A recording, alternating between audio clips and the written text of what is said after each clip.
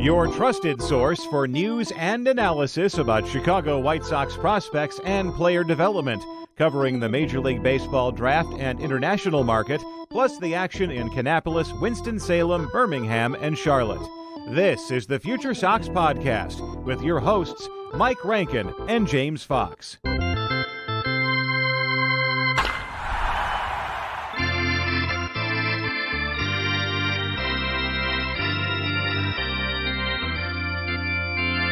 Hello and welcome to another episode of the FutureSox Podcast. This is a little bit different. It's James Fox with you. Tonight, I'm joined by Ed Siebert of the Sox in the Basement podcast. Ed, thanks for joining me, man. Appreciate it. Hey, James, thanks for having me on. Of course. So we kind of got a lot to do. So, me and Mike haven't recorded an episode in probably a week and a half or so. And, Dylan Cease is still on the White Sox and Eloy Jimenez is still on the White Sox. And there haven't been major transactions, but I think for the purposes of what we do on this podcast and on our site, there's been some stuff that people might find a little bit interesting. So, I guess I'll go back, just to something that you and Chris already kind of talked about, but, something that I found interesting, the Erick Fedde signing right away. And, the White Sox were linked, just initially as one of the finalists with the Mets or whatever. And I guess you just kind of think if this is a guy that's going to, try to get his feet wet back in the big leagues again, like why not the White Sox, right? Because they probably have the runway for 36 starts if he wants to make them. So just what are your thoughts just on that signing? Really quick for me, I like that they, even though he's a former big leaguer, I like that this front office recognize that players exist in leagues in Asia, because while I've talked about the international market on this show quite a bit, they haven't signed anybody out of an Asian league in over a decade at least. So that I guess even if he's bad, I like that this is a little bit different than what they've typically done. Well, when I saw the news, my first thought was Getz was doing a Paul DeYoung thing, right? Okay, here's a cast off from another franchise that's got some pedigree, that's got some history, because Fedde was a high-ranking prospect once upon a time for the Nationals. And I didn't realize, because I don't pay attention necessarily. I'm like Chris Getz, or rather, I'm not like Chris Getz. I'm like Rick Hahn and Kenny Williams. I don't really pay attention to the KBO, I guess. But I didn't realize he had gone and done that. But what I like is it furthers kind of, why did you bring in Brian Bannister? Okay, why did you remake this front office the way you did?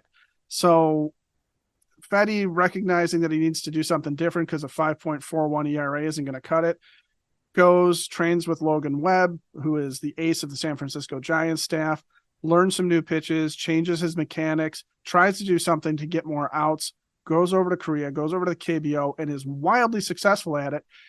And you're right, Getz is looking at that going, okay, I don't know how it's going to translate to the big leagues, but this is a guy, because nobody knows what he could be. They only know what he was for the Nationals. I'm going to get him on the cheap. He's going to be a bridge to maybe getting some of the younger guys up in a couple of years, but I have him for 24 when we may not be competitive. I have him for 25 when we may be competitive. And he's a piece. He's a depth piece, if nothing else. He might be the second starter this year. He might be the fourth starter a year from now, right? So it's a good signing, and that's how you're going to remake this roster in a hurry, because the pitching market for free agency, unless you want to spend a lot of money on Blake Snell or trade and see if Tyler Glasnow has anything outside of Tampa, I don't really know that there's a whole lot else that's left right now that I would look at and sit there and go, they got to make that move. Yeah, no, agreed. I think you guys might have mentioned Flaherty because he's got links to Cats, and Sean Nania has history with Bannister. That's the one important thing that you mentioned. Just lean on Brian Bannister here, right? The Giants did it for a long time, and they unearthed some league average starters doing that. So I like that Cats and Bannister saw Logan Webb make these changes, and Fedde has done something similar. Now, look, Erick Fedde could come back to the majors and be bad, right? Or something Chris said that I heard you guys talk about that I've also said is maybe he'd be Merrill Kelly, right? And that's obviously shooting for the moon. That's on the high end.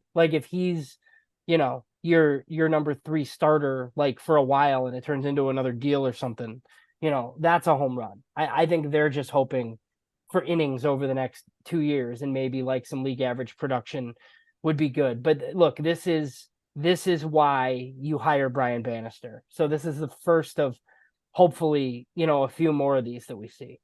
Well, and I look at Mike Soroka in the same way. Okay, as part of the bummer deal, here's a guy who has major league history, but you don't know what he is anymore because of the injuries in his case, not because he sucked, went overseas and came back and is hopefully a lot better. But we don't know what Mike Soroka is, and you don't know if he's even hanging around past 2024. But you do have upside there. And one of the things I thought was missing with Rick Hahn, where, and I know I'm preaching to the choir here, I'm sure to a certain degree, you get high-end prospects, but then when you rely on them right away and you rush them to the majors and you say that they're ready when they're not ready, or they have to be ready when they're not ready, and you don't let them mature on their own pace or on their own timeline, but you decide when they are supposed to be here, you don't have the ability to really build sustained success. If Jake Eder is ready in 2024 to come in and take his place in the starting rotation after being acquired last year, awesome, amazing. That's fantastic, especially if he's really effective at it. If he's not ready until 25, okay. If he comes along in 26 and that's when he's effective, okay. But you need to have a fallback plan, and Getz going after guys that have possible upside, okay, who are not established superstars, but are guys that have possible upside. Soroka could go back to being an ace if he's fully healthy. We don't know. Fedde, with the new version of him, Fedde 2.0 or 5.8 or whatever number he's on personally, could end up, being a really, really effective, really good starter. And, instead of what we've seen with, like, say, Michael Kopech, who I don't know was ever really given a chance to fully flesh out what it meant to be a starter beyond throw really hard in the minors and blow, lousy players away at AAA. Or Garrett Crochet, who from the moment he was drafted, we were told was going to be a starter, I think, going into this season, even though he's had arm injuries, he's been really effective out of the bullpen at times. At times he's looked like a one-trick pony where all he can do is maybe just get lefties out. He's all over the place. I'm just happy to see someone in the starting rotation that has made a full season's worth of starts for a Major League Baseball team, and that we know we can maybe catch lightning in a bottle with, as opposed to, this guy is done, as opposed to Rich Hill. I think, and on our show on Sox in the Basement, Chris brought this up. I'd rather have 2 years of Erick Fedde and find out what he is than 1 year of Rich Hill when we know what he is. He's an old man who can still kind of throw the ball. For sure. And I think there was pedigree at some point, right? I mean, this was a guy that was a first round pick. He played in high school with Bryce Harper, I believe.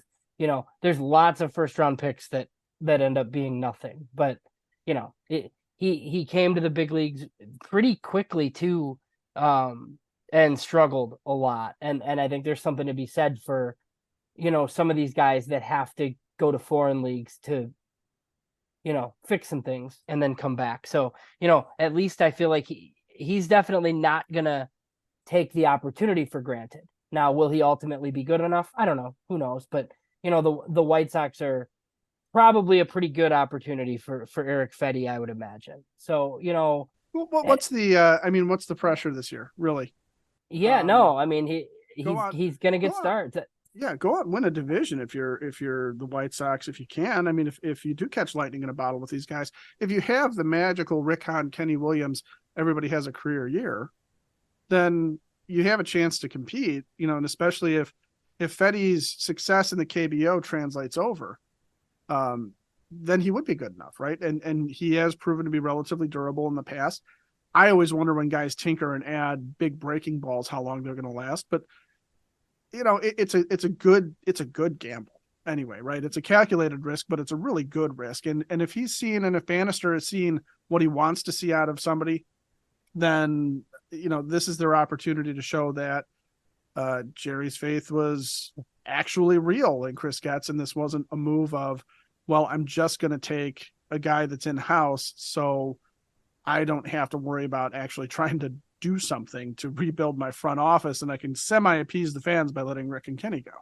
Yeah, and he's a sweeper guy, right? Everybody has to throw a sweeper now, Ed. That's the new thing.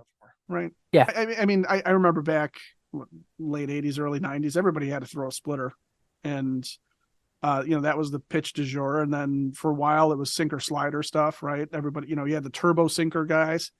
And I think you go back far enough, you have, everybody's got to be a curveball, fastball. Cutters obviously came into vogue for a while there. It seemed like everybody was trying to be Mariano Rivera or Mark Burley with the cutter. So these things happen and they come in vogue. And what happens is that as hitters adjust to it and figure it out, then something else has got to come along. So right now the sweeper is effective. So good. He added a sweeper. I think the thing that he added too was the changeup that Logan Webb uses. Mm-hmm.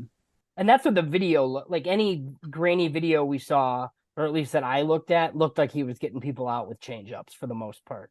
Yeah, I think he had something like a 70% ground, like some ridiculous ground ball rate in the KBO. That may not translate over here, but that was I think the bigger change was adding the changeup that Logan Webb really uses to his advantage in San Francisco. So, something else that happened at the winter meetings, which, look, I remember when the winter meetings were crazy, right? And there were trades every night, and this year not so much, right? It was kind of a whimper, but there's always the Rule 5 draft on the final day, and they always joke that executives like kind of stay and they're hungover and they have the continental breakfast and they do their Rule 5 draft and then they like fly home. The White Sox actually made a pick this year. We've kind of talked about how bad we're expecting them to be. So, picking fourth, it shouldn't be a surprise that they made a pick. They took a guy, Shane Drohan, left-handed pitcher, former Florida State southpaw out of the Red Sox system. I think he'll be given a chance to probably pitch out of the bullpen, I would imagine.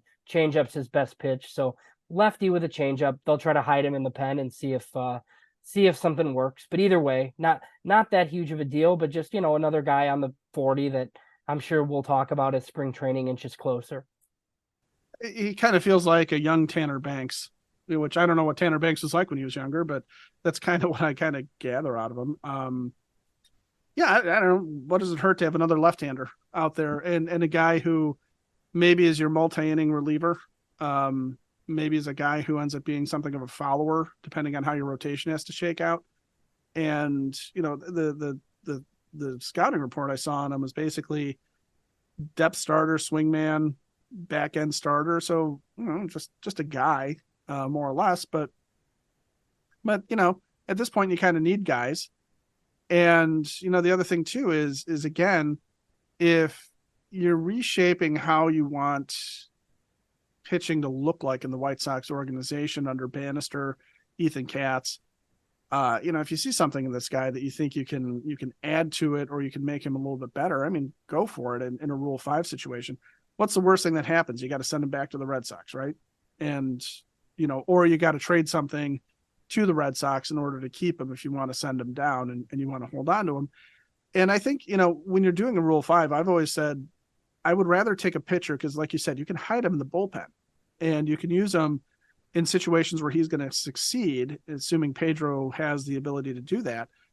But you can't necessarily do that with a position player unless they are really major league ready. So this guy, looking at his stats from last year when he was down in Double-A, 1.32 ERA is nothing to sneeze at. It was 34 innings. It's not nothing. Triple-A, a little bit of a different story, kind of a lot worse with a 6.47 ERA. But overall, what else do you have that he would be taking the place of? Who on the White Sox 40-man roster are you sitting there going, well, what do they got this Drohan guy for?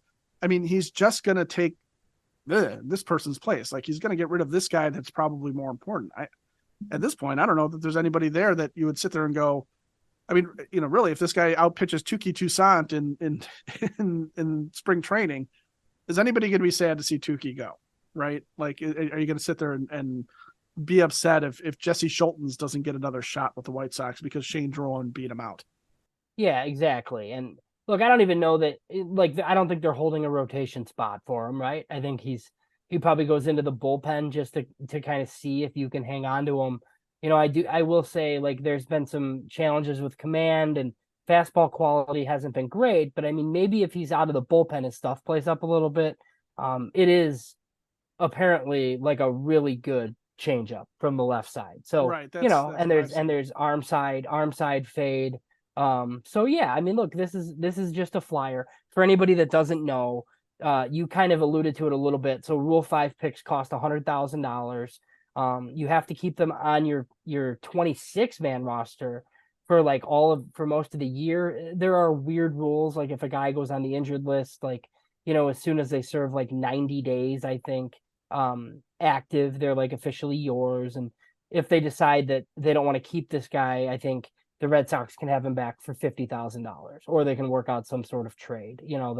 The White Sox did this last year. They had Nick Avila from San Francisco, and I think a lot of people, myself included, just kind of assumed that he would just make the team as the 8th reliever. And the White Sox obviously had aspirations last year to win. It didn't work out that way, but they cut him loose after spring training, and he pitched in the AAA affiliate for the Giants all year. So, it doesn't mean that Shane Drohan's going to pitch for the White Sox this year, but when you have open 40-man spots like you and Chris have talked about a lot, and me and Mike have as well, a flyer like this on a guy that you're pitching people like is worth the gamble at this point. Yeah, and again, you're not talking about a guy, like you said, they're probably not holding a starting rotation spot for him, but this is when you're a Rule 5 pick, you're going to your new team, and your job is just to go into spring training and convince them that they made a good choice, right? So it's up to this kid now. Whatever he wants to do, or however he handles this, is really, it's in his court. If he comes in and pitches well, now you can have a lousy fastball without much ride, without much run. But if you spot it well, I mean, I know I sound like Hawk, but if you spot it well, a well-spotted fastball can get you out of a lot of trouble. If he has control issues, that's going to be a problem for him coming out of the bullpen. But if he can hit spots with his fastball, it sounds like his curveball is a decent setup pitch as well, not an out pitch per se, but one that he can use somewhat effectively. And if he's got a really good changeup, that's a pretty good piece to have in a bullpen, especially if he's a guy that can get out lefties and righties, which you need these days. And especially if he becomes a guy that, because he's got a starter's background, can go out there and give you 2 or 3 innings. Because if you're really trying to figure out what you got in Michael Kopech and what you got in Garrett Crochet, if you're trying to stretch those guys out to see if they are going to start, I don't know that they are, but having a guy like Drohan in the rotation, not in the rotation, in the bullpen, is kind of a security blanket for Pedro then, if he can find a spot to do him. Worst case scenario, you hide him and he's something of a loogie, and you give him, an inning here or inning there. You put him in mop-up duty if you think you're building something for him, or can fix the fastball or fix his lousy cutter or whatever it is that Bannister and Katz think they can do for him. But yeah, I was more intrigued by Nick Avila last year than I am by this guy. That's for sure. Yeah, I thought Avila had a real chance, and then it's always weird, right? Like I often talk about how pointless spring training is. Like they need to get ready. Like I'm not saying that, but just like using any sort of statistics from spring training to make any sort of determination, right? I'm always just very much against that. And then a guy like Nick Avila struggles in spring training, and you send him back to San Francisco, So it's like kind of a double-edged sword when you talk about those things. Well, but, yeah, and I do think you can evaluate a guy even if his stats are terrible, because the ball carries. You get weird things with the high skies in Arizona and all that, and you don't know what's behind you defensively. I mean, let's face it, you could put out a team of just absolute stone hands behind a guy like this. He's going to throw change-ups. Guys will make weak contact. And if you've got your, shortstop who's 10th on the depth chart out there, some rookie who's just overwhelmed by the whole thing of being in a major league camp, and he's kicking the ball around the infield for an inning straight, and you're giving up all these runs. The stats can look really ugly, but I think what you can look at with this guy, for example, is, does he look like he's throwing strikes? Does he look composed on the mound? Does he look like, is that changeup actually doing what scouting reports says it does? And, is there something there that we think we want to hold on to? And I think with Avila last year, he was supposed to have really interesting, stuff, right? But in spring training, it wasn't just that he struggled. I just don't think he looked like he was somebody that was ready to be on a major league mound. Okay. Didn't have the makeup for it. So that I think you can. I think you can determine that without looking at the stats, because all it takes is if you give Shane Drohan 3 appearances the entire spring, and in one of them he gets rocked, whether it's his fault or not, the stats are going to look ridiculous, because you get guys that come out with ERAs in the low 100s, and we know that they're not going to be that way for the rest of the year usually. Although sometimes with the White Sox, they put guys out there that I look at and go, well, I could do that, man. I could go out there and get lit up like that guy. Heck. Yeah, there were some instances of that this past season. I mean, I think we talked about it when I talked to you a couple of weeks ago.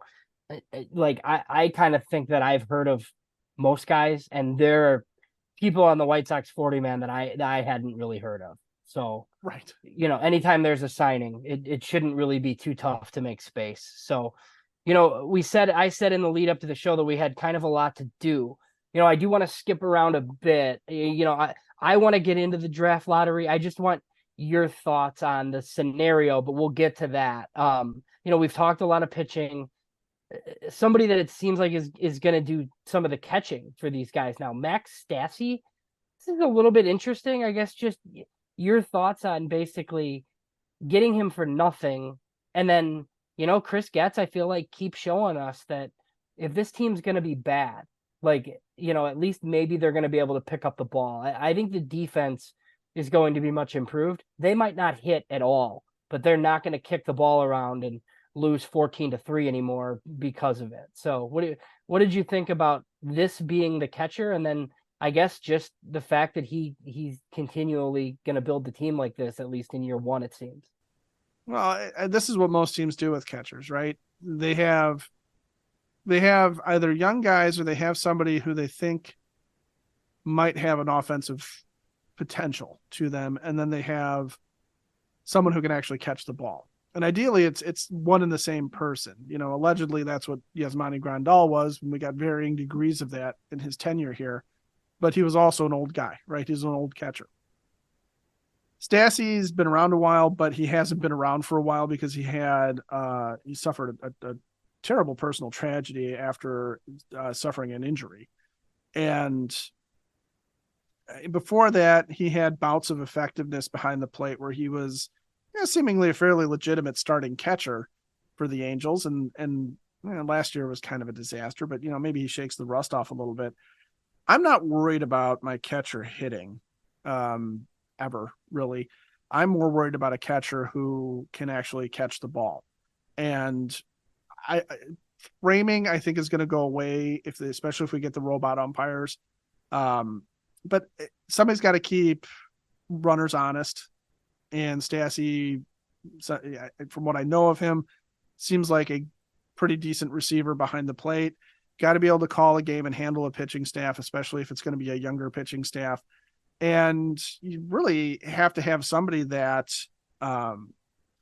just is a professional back there. And Corey Lee is a rookie. Carlos Perez is a rookie. Basically, I mean, you got 2 guys on the 40-man who don't really have major league experience. So having a major league catcher around is great. And again, Stassi, why not? Austin Hedges was out there, and she went back to the Guardians, and he's a guy that can't hit worth a lick, but is great behind the plate. And they had, for a second there, Christian Bethencourt, who has been up and down with the bat, but can catch.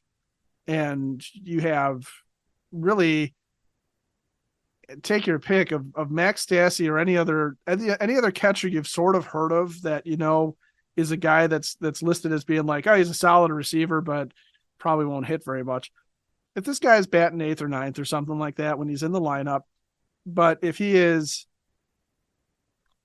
able to catch all the pitchers, deal with them, help them in some way, because catchers really do help pitchers. If he's able to do that, great. Then this is a good pickup, and it's a good solid pickup. And it's one of those things where it's like, all right, it's a professional move, and we knew it needed to happen, but fine.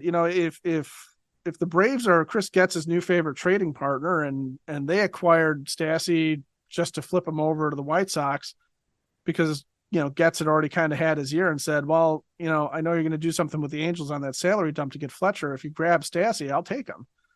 then that's Chris Getz thinking ahead too, and not having to sit there and try and go over to the Angels and work something out if he's already got something kind of in place there with the Braves. I don't really know how that happened, but solid move. I think it'll help, because I'm not convinced that I want to see Corey Lee 120 times this year. I want to see him a little bit less than that. I want to see him in positions where he is going to succeed, rather than watch the guy have to figure out how to be a major league batter and still figure out how to be a major league catcher, because that's what I saw last year when he was up for his cup of coffee. Yeah, it was rough in the small sample for sure. It is, it's not really a platoon because it's two righty catchers, but I think framing, I think you made a good point just about how that's probably going to go away here at some point, but framing is like the calling card on Stassi, but apparently really good dude, leadership qualities, stuff that you want on a young team like this. And he's also familiar with some of this coaching staff. So Matt Wise was the pitching coach in Anaheim. He's the assistant pitching coach with the White Sox. And then an interesting position, the White Sox have a catching coach, Drew Butera. And look, you kind of know who Drew Butera is talking to, because there were, I don't know if it was Nightingale or somebody right away said that, they think Drew Butera is a future manager, right? So Drew Butera has very clearly been a source for somebody in the past. But so, he has to have had good things to say, or at least liked Max Stassi, So, and the thing about the Braves, I mean, it seems like he likes trading with Alex Anthopoulos. The things I've always heard about him, like Anthopoulos is really like direct, and he's like hyper aggressive though. Like, have you seen Uncut Gems? I feel like Alex Anthopoulos is like Adam Sandler in that movie, where it's just like manic the whole time, and he has to make these trades. It's kind of why I don't really see the Braves as that great of a fit for Dylan Cease, because he usually like trades a bunch of guys, and then all of a sudden, like on Braves letterhead, it's a new 10-year contract, right? And that doesn't really happen with Scott Boras clients. So that's right. I don't really think Dylan Cease ends up going back home. No, and the stuff getting back again with Stassi and Drew Butera, by the way, is one of those Max Stassi type catchers, right? The leadership qualities, he's not going to platoon with Corey Lee. I think he's going to have a chance to play as much as he can. But Chris Getz trading with Alex Anthopoulos. I mean, it's easy to make a trade with a guy who wants to make trades, right? So Getz being tied, and I know we probably weren't going to really talk much Dylan Cease here, but Getz being tied to the Braves, Getz being tied to the Reds, Getz being tied to the Dodgers, to anybody really. It's just a matter of everybody would like to have Dylan Cease. I'm kind of happy that he pulled back towards the end of the winter meetings and said, we're going to hold our cards for a little bit here, because he could have very easily just taken whatever Alex Anthopoulos gave him. He could have very easily just taken whatever the Reds were willing to part with, and it probably would have improved the team somewhat. I don't think that there's any trade that Chris Getz makes where we sit there and look at it and go, my God, he got robbed. He gave Dylan Cease away for magic beans. There's nothing here. But why not hold on to this guy a little bit, or at least a little bit deeper into the winter, and let the dust settle? Because someone's going to lose out on Blake Snell. Someone's not going to trade for Glasnow, or they're going to look at that and they're going to look at Cease and go, I don't know. Tyler's got a lot of stuff here, but man, is he hard to predict what he's going to do year in and year out. Cease, I feel like I have a little bit better of a handle on. You're going to look at that, and then someone's going to come calling, and it is going to be, the kind of deal we look at and go, wow, that's pretty good. I think that's what's going to happen. Although I did, and Chris and I brought it up on Sox in the Basement. I'm curious what you think. The reported deal with the Reds for guys that are not going to be here for a couple of years kind of, I think, flew in the face of what Chris Getz has said that he wants to kind of accomplish in terms of a quick turnaround. What did you think about that reported package from the Reds? Well, so the one issue, and I heard you guys. Now the issue that I have, and it's a small issue, is just that I don't want like the two primary pieces being pitchers. Like if it's one pitcher, that's fine. But I think that this is why I think Baltimore is the team, or the team that they're sitting around waiting for, right? Because they just have all these bats that are blocked. And I think you could get your right fielder and second baseman in a trade with Baltimore. Now, maybe not your opening day right fielder and second baseman, right? But guys, a couple months into the season, your right fielder and your second baseman come in that trade. So, the Reds package specifically, the part of it, I guess I don't even necessarily disagree, but Rhett Lauder was the 7th overall pick in the country this past season out of Wake Forest. Even though he didn't pitch this year, he has an outside chance of pitching in the big leagues, like towards the end of this season. So he is pretty close to the majors, but I do agree the other guys are pretty far away. So I think the deal that Chris Getz ultimately makes, this is why I think it'll be the Orioles or Dodgers. I think at least 2 of the players they get back are on the 2024 White Sox. Maybe not from the beginning, but the bulk of it. And yeah, that Reds package that they supposedly asked for, by the way, that wasn't just like, something I put out there. I just did the math from Bruce Levine's tweet, right? Like, and kind of put it together. These are the prospects, like if this is accurate type thing. That's what it ended up being. Yeah, that was a little bit of a surprise, but that's probably one of the reasons why Dylan Cease hasn't been moved yet, Ed. I mean, it's kind of like what you said. There's no reason to not wait. I wouldn't wait into the season. I think that's playing with fire. But yeah, a couple more weeks. I think that's totally fine once some of these guys start coming off the board. And I think we are going to be more than okay with what the eventual return is. Well, and especially because really, I think we were teased with that Cy Young runner-up year with Dylan Cease because he went right back to who he was the year before that. And I was a big proponent of when Yohan Moncada maybe was sliding away from that one really great season he had. I was sitting there going, his value is still really high. Maybe we ought to capitalize on that. And even when Tim Anderson, was kind of at his highest, sitting there going, hey, maybe it's time to capitalize on getting rid of this guy high, especially if you're not going to keep him around long term necessarily. And when you have positions that you need to fill. What I was really surprised about with the Reds is that you've got this glut of major league infielders. And the White Sox have Nicky Lopez and Paul DeJong lined up to start at second and short right now. Why not ask for Matt McClain? Why not ask for even Jonathan India as part of it? Not that I think India is all that good, but trying to get, somebody out of the Noelvi Marte, De La Cruz, Matt McClain, Spencer Steer, that glut of infielders, especially when they signed Jeimer Candelaria. I was sitting there looking at it going, like, you could have your opening day second baseman, you could have your opening day shortstop, waiting until Colson Montgomery gets here in 25 or toward the end of 24 if he's that good. Why not have that as part of it? And then a pitcher that could eventually step into the rotation. Yeah, and my guess is like India's probably the name floated, and he's just he's kind of league average. And look, I'd take him too, like on this White Sox team. I just don't want him to be one of the primary pieces. So yeah, maybe the Reds are just being kind of weird where they're going to keep all these infielders and they think with the DH that they can just play all these guys. I mean, they have the Encarnacion Strand doesn't really have a defensive position either, but that guy can hit. And with the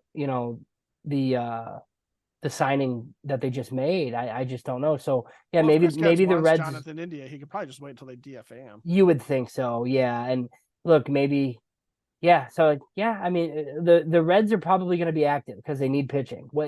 Whether it's Cease or whether it's Glasnow or one of these other guys, but it's kind of like one of the things you mentioned. They're probably the least likely of all these teams to go back out in the free agent market and buy another starter. So Cincinnati, you would love Michael Kopech. I'm just saying. Yeah, maybe. You guys would love that guy. Yeah, they should take him. He can start and throw 200 innings for him. Oh yeah, that would be great. Yeah, over the course of the next 3 seasons, he can throw 200 innings. So, one of the other things that happened at the winter meetings that I care about that a lot of people don't, and I think I know how you feel about it in general, but I just wanted to run something by you if you didn't really listen. I talked to Chris about it on your show, and I understand his perspective, right? Like, it doesn't really matter that much where you pick ultimately if you pick bad players, no matter what, right? Like, I totally understand that. Like, it's about development. Like, the Dodgers still have top farm systems and they pick in the 20s every year. So that's not really the issue. So, the White Sox came into this year's draft lottery with the 4th best odds. It was like 14 point something percent chance at number 1, which basically gave them an 82% chance of picking top 6. They ended up picking top 5. They have the 5th pick. That's fine. They're going to, in theory, they're going to get a good player, the 5th pick. They have a lot of money to spend, over $13 million. That's not the issue.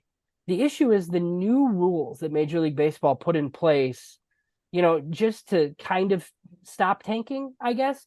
So, to sum it up, the big market clubs can only pick in the top 6, 1 year, and then the next year you can't pick higher than 10th. The small market clubs, it's 2 years. So this will affect Oakland and the White Sox next year, can't pick higher than 10th.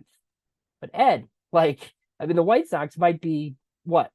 Bottom 5 team in baseball, maybe the worst team in the sport, and they don't get to capitalize on that, however much you even think that matters, right? But so, they could have the worst record in the league next year and have the 10th pick in the draft because of these rules. How much does this matter? What do you think of the rule in general? Of course, this was the outcome for the White Sox, I feel like. Well, yeah, but again, to Chris's point, and obviously I heard him say that as well, it's really about what you do with the pick and whether or not you pick somebody who is going to develop into a major league player, because history is littered with number 1 overall picks who just never pan out, right? And or don't pan out in a way that we would ever expect them to do. You get number 1 overall pitchers who never make a major league appearance or turn out to be a middle reliever, right? And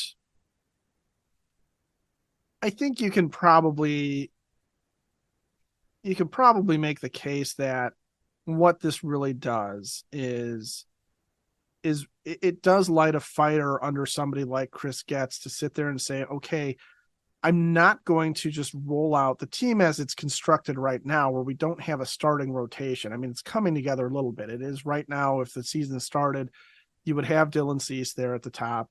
You'd have Mike Soroka. You'd have Erick Fedde. And then you'd have guys like Jared Schuster and Michael Kopech, Jesse Schultens, Tanner Banks, anybody else that's around, Davis Martin, if he's back healthy, with opportunities to fill in the back end of the rotation. I don't think that he's done. I don't really think that Getz is done finding pitchers. I think there's going to be some, non-roster invitees. Think Johnny Cueto a couple of years back, but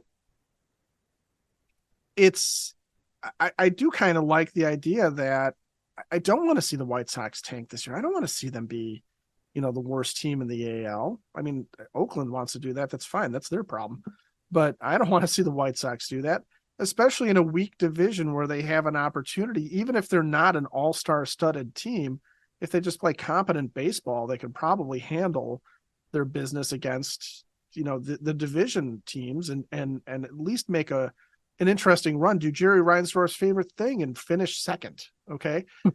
So, if they come in with odds next year but they're capped at the 10th pick, and they go 5th this year and they go 10th next year, and Getz and company are able to take those picks and turn them into something useful, then it's not going to make a lick of difference. Something useful is better than what they've been doing in some of these drafts. So something useful would be wonderful. Yeah, and I think it really comes down to there's 2 problems I always had with the Kenny Williams and Rick Hahn drafting. Okay, they always seem to be looking for guys that were, Kenny Williams was famous for drafting athletes, right? Let's take athletes and turn them into ball players, which is always kind of a disaster, I think, in the making. And Hahn seemed to be looking for guys that were sort of ready-made for the majors. Because I looked at this once and I was astounded by how many draft picks the White Sox brought to the major leagues, because I was convinced that they didn't bring that many. And then I realized what they do is they really bring them all up, right? They draft these guys, but they rush them to the majors. Okay. Andrew Vaughn is a good example of this, where, you can look at what Chris Sale did, but Chris Sale's a unicorn, right? In terms of the stuff that he had, his delivery, his massive attitude problems in life in general. You can look at Chris Sale, or you can even look at Garrett Crochet, whose arm makes him, a viable candidate to be in a major league bullpen, because that's where both of those guys were at the start. But Andrew Vaughn, for example, this guy who was supposed to be a really like a world-class hitter, and he is hopelessly average right now in the majors, and he got, less than 100 games in the minors. And I understand COVID hit and changes the timeline a little bit, or maybe stunts his growth a little bit. But if you draft an all-world talent and you don't prep them to become a major league player, and you don't fix what's bad about them or what's lazy about them coming out of college or coming out of high school, if you don't take time to do that in the minors, it doesn't make any difference to me what happens, because college hitters feast on bad college pitching, right? College pitchers feast on bad college hitters. And there's plenty of guys that come out of college, come out of high school, where they were just bigger and stronger than everybody else, and they could throw harder, right? Their curveball snapped better than everybody else's, but when they get into A ball, their curveball is kind of it's not even a plus pitch, or their fastball is kind of average for what the competition is. Whereas a hitter, they're not getting starting pitchers who can barely get it up there at 80 miles an hour and are throwing flat 80-mile-an-hour fastballs for most of the game, where it's launch time, and you're hitting it out of a small little high school ballpark, or some tiny little dinky college stadium. When the competition level raises, you got to figure out what is it that is going to hold these guys back, because it's inevitable. I don't care how high the pick is.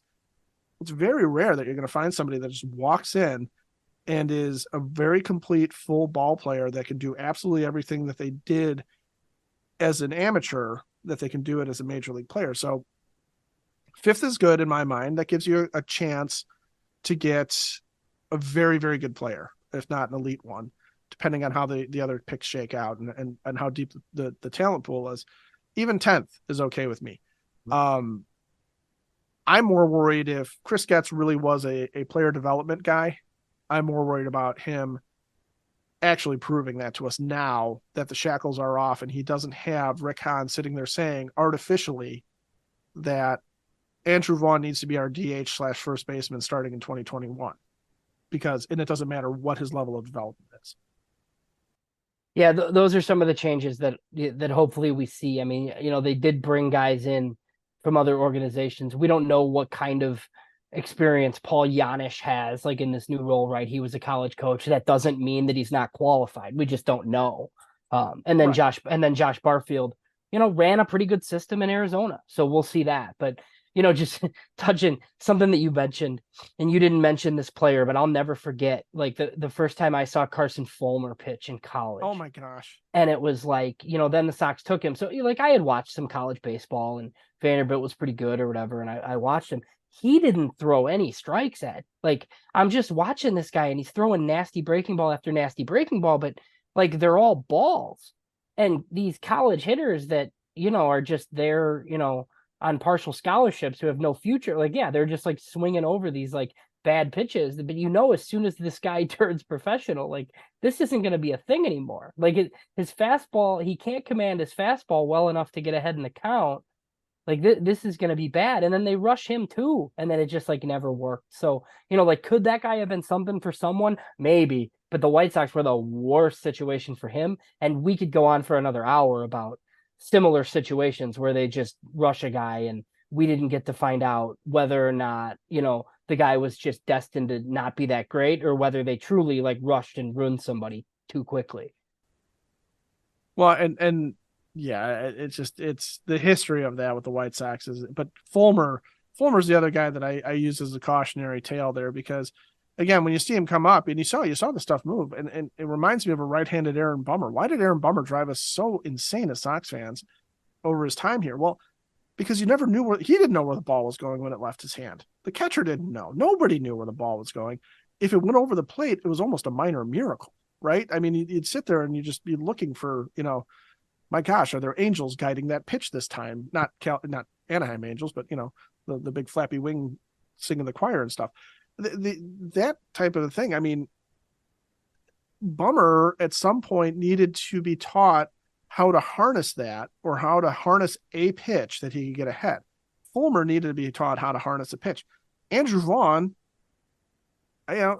really, he needed to be taught kind of how to do something other than just go up there to look to make contact, right?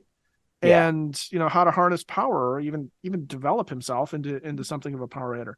There's a lot of things that we could go on about that. I'm going to be curious to see, if you get the 5th pick in the draft this year, are they going to give this guy a chance? Are they going to give this guy, whoever he is, are they going to give him a chance to take whatever natural talent he has, whatever he's shown that's got him to be the 5th pick in the draft, and give him time to mature so that when his time is ready, and that might be 4 or 5 years from now, that's okay, because he's just the next wave, right? That's how you get the sustained success.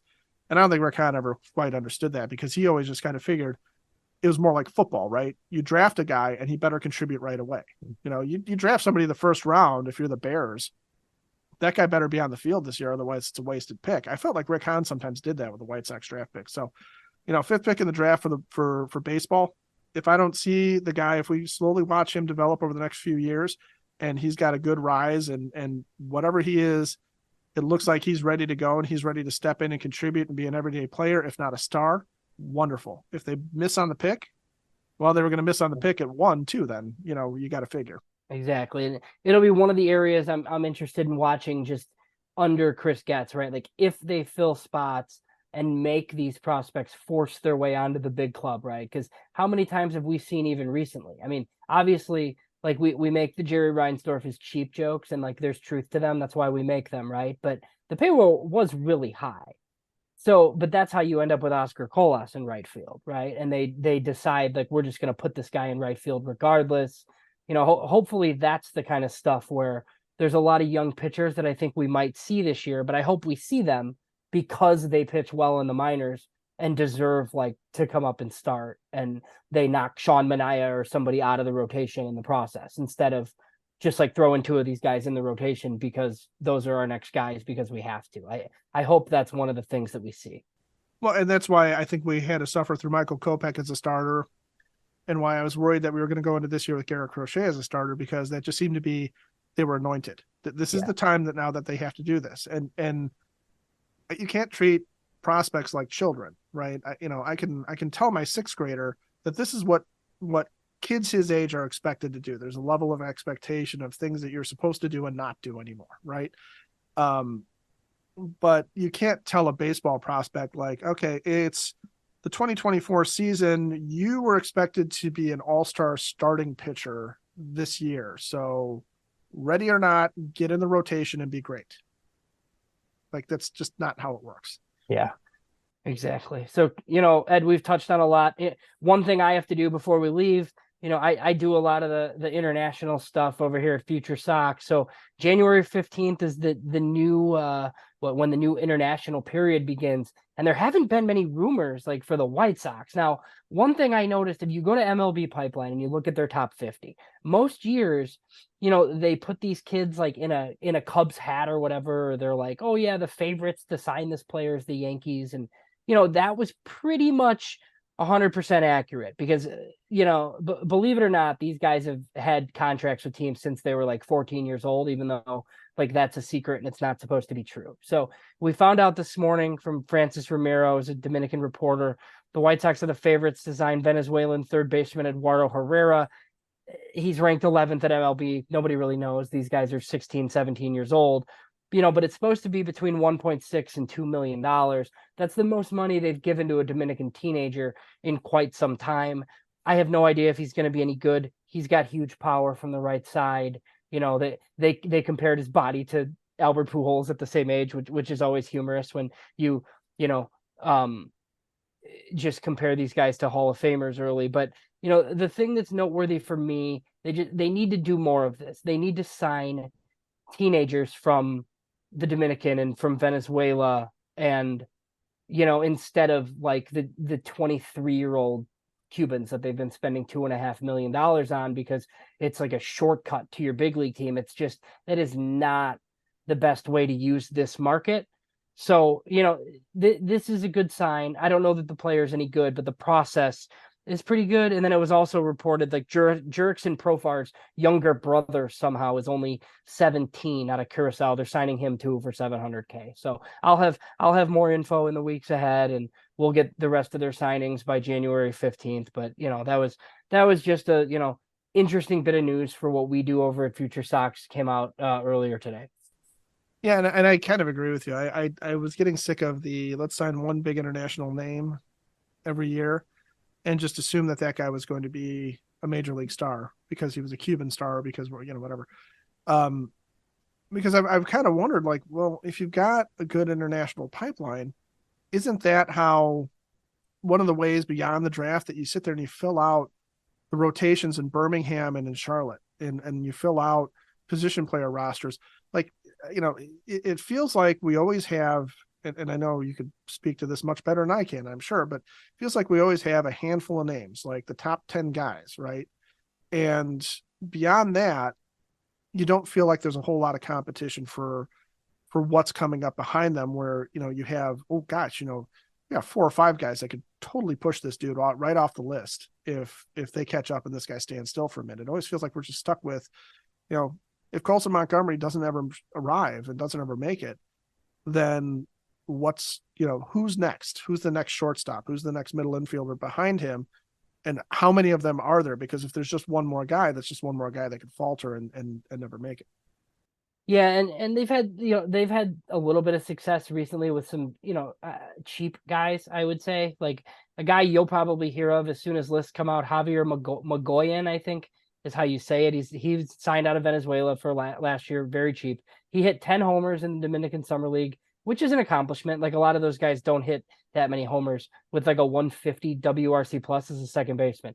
So here's the thing: these guys either go to like rookie ball and they're great right away, and then there's something, or they're just terrible and the DSL was a flash in the pan. So he'll either move up the White Sox rankings, Javier Magoyan, or he'll be nothing, but at least we'll know pretty soon. So, it's usually the way it works with these guys that hit in the DSL. Yeah. And it's as fun as it is to sit there and wait on prospects, because I feel like we've done an awful lot of that over the past few years with the White Sox. It will be nice to actually see if Chris Getz can put together a major league roster that we could just kind of be surprised by some of the guys that come up and contribute, and and get some stories that are like, well, this guy kind of came out of nowhere from nothing. They signed him as a 16-year-old, a 15-year-old, whatever,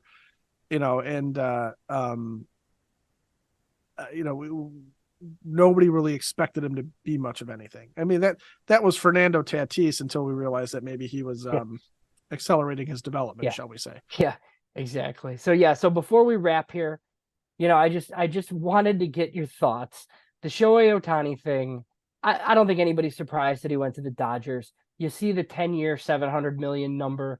I don't know how much you've read just today about what's come out and what the Dodgers did here, but essentially he's only making technically $20 million over the first 10 years of the deal. It's $2 million a year. And then everything else is deferred. He's going to get $38 million a year then from 2033 to 2042 or whatever it is. And the way it's calculated on the competitive balance tax, it's really just AAV usually. So if that was a true 10 for 700 deal, it'd be $70 million a year on the CBT tax. The way they did it, I think they chopped it down. He'll count like 46 million or so on the tax, which, look, still a hefty number, still something we're never going to see, like in a Jerry Reinsdorf org that we follow. But, it will help the Dodgers significantly in being able to continue to add talent. What is just I guess, just your overall thoughts on Ohtani, the Dodger, and the workaround that they use to kind of be able to do this and still be able to add more players? Well, this is welcome to the future. And this is where it's going to get interesting to see if small market teams are able to utilize deferrals the way the Dodgers are utilizing it for the biggest ticket signing that we've had in Major League history. the salaries are only going to get bigger from here. I mean, I know Ohtani is a once in a lifetime talent. I understand, but you're going to start seeing contracts. You're going to see another $700 million contract before it's all said and done. It's going to, it's going to be something where teams are going to do that more and more until the levy has to break on it. Because this is the way baseball tends to do these things, where they exploit something and they do it to almost laughable excess, and then they have to back down on it, right? So I won't be surprised if they do this, but what I'm really curious to see is, will there be players that will go to intriguing for them if they want to win, smaller market teams? Okay, so I'm going to pick on Tampa here for that, because I don't think it's fair to say the White Sox are a small market team, Jerry. You've got a lot of money. But it's somebody who could sign with Tampa and sit there and go, I have a really good shot at the playoffs. I have a really good shot at getting into a World Series with these guys, but I know they're not going to meet my demands.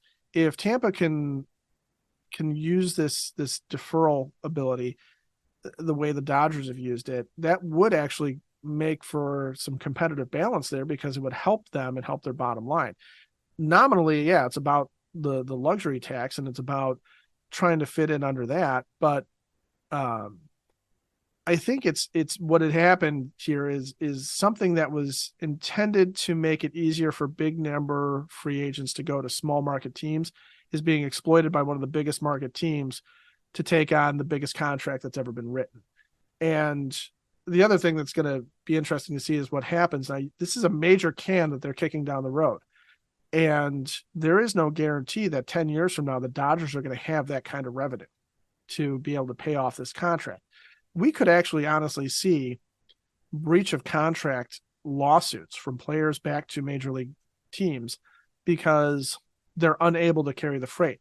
Bobby Bonilla was paid by the Mets, like what, $1 million a year for 87 years or something like that. I kind of lost count there, but he was paid for decades, but it was like $1 million, $1.2 million or something like that. It wasn't anything. It wasn't huge. It wasn't a huge amount of money, but if you're deferring, $68 million a year, and you're going to pay that off at what was it, like a $38 million a year clip, that money still has to come from somewhere. And if the Dodgers have a payroll in 10 years that is that much higher, and they have to pay Ohtani this money, I don't care about whether or not it counts against the luxury tax. I'm wondering what owner and how much revenue can you generate as a major league club to be able to actually sustain that and make those payments? Because I could very easily see, fast forward 15 years from now, and the Dodgers have defaulted and they're not able to pay Ohtani $38 million a year anymore every year, because they just don't have that kind of cash anymore. And there's no way the man is going to renegotiate the contract again and again and again and give the Dodgers that chance. I honestly think that you'll see a lawsuit at some point, and you will see somebody like Shohei Ohtani suing the Dodgers because of a breach of contract when they fail to make a deferred payment. Yeah, I'm curious to see how many ownership groups are even willing to do something similar on a much smaller scale, obviously, right? But I mean, the only real reason to do it is to get around the CBT, and there's only a handful of teams that flirt with that CBT number every year. So it will be interesting to see that going forward. So Ed, thanks for joining me on short notice. I'm not totally used to closing the show, but it's been another edition of the FutureSox Podcast. We usually record every Tuesday, but it's the off season and the hot stove is not exactly burning, but we'll be around, I'm sure, when Dylan Cease gets moved, or Eloy Jimenez, or whoever. So, follow us, FutureSox Podcast. We're now part of the Broadcast Basement Network, if you weren't sure. So thanks again. Follow, subscribe, leave a review. It really helps. So thanks. Until next time.